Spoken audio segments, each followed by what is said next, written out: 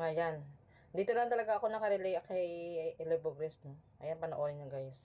Walang kaalam-alam si Abigail. Walang kaalam-alam. Na ito namang Ilyas na na-manipulate naman sa Grabe. kung ano siguro ang kwento naman nga barbero sa alpot na si Abigail. Walang alam si Abigail ni Beverly. Walang alam si Abigail nga nagkapag-issue isang chiki ang bigaong nga hustler. Yeah.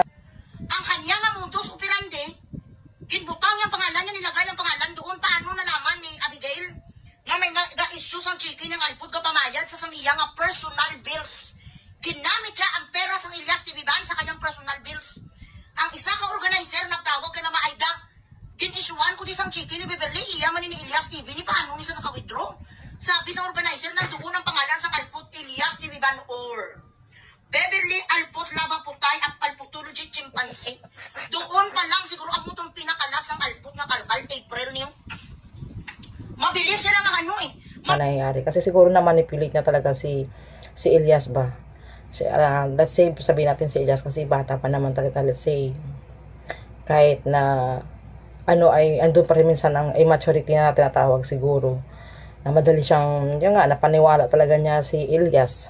May mga tao talaga kasi guys, magaling sila mag-manipulate.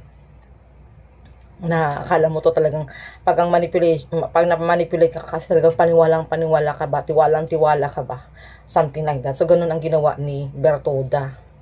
Well, kailan pa tong issue, no? Ngayon lang talaga ako nag-react kasi nga talagang ngayon lang siya nag-absorb talaga sa akin mga nangyayari kasi kay Ilyas talaga ako eh.